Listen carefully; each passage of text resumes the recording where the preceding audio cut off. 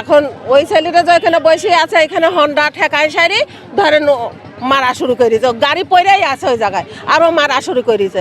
আমরা যাবজ্জীবন এখানে বাস করছি ছোটকালে থেকে, আমাদের মা বোন কোনো কলঙ্কিনী নাই যে তোমাদের গায়ে হাত দেয়া। আর সে ছিমলে পাড়ে থেকে এসে যখন বাড়ি মাইলো তখন ছাড় আমাদের ছেলেপেলে শুনে না, ছাড়ে বলেন। আবার এর দেখেন হুমকি দেয় যে তোমরা আদিবাসীর মতন, আমাদের ছেলেপেলে কারো অন্যায় করে না, কোনো ক্ষতি করে না।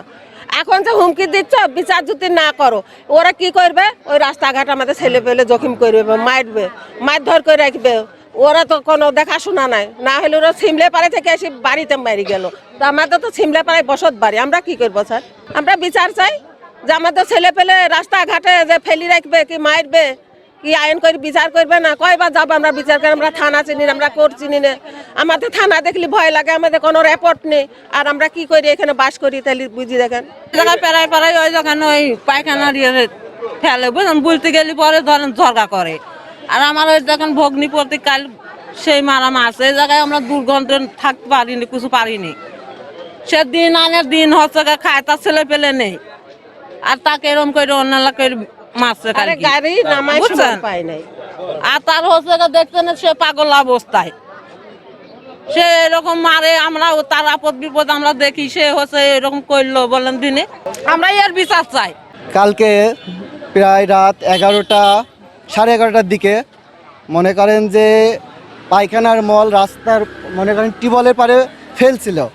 তো আমরা বললাম যে ভাই এটা এই টিউবওয়েলে অনেকজন পানি খায়, এই টিউবওয়েলে মানে পানি দিয়ে ধুয়ে দেন, শুধু এই কথাটা বাস বলছিলাম।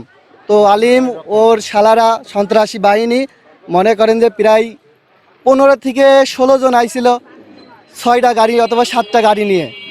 তো ওরা বলল, প্রথমে একজন বলল যে ভাই যে এই পানিটা দিয়ে এই মলটা পানি দিয়ে ধুয়ে দেন। তো ওনাকে বললো যে বেশি কথা বলিস নি, বেশি কথা বললি তোর রক কাটি ফেলাবো।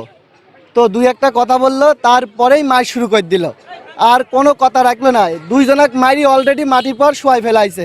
তো আমরা গ্রামবাসী সেই সময় রাত 11:30 থেকে 12টা বাজে। তো সেই সময় আমাদের গ্রামের লোক সব ঘুমায় পড়ছিল। তো ওই জায়গার থেকে আসার পর সবাইকে বলা হলো যে ভাই আপনারা আসেন, আমাদের ভাই দিক মারি ফেললো।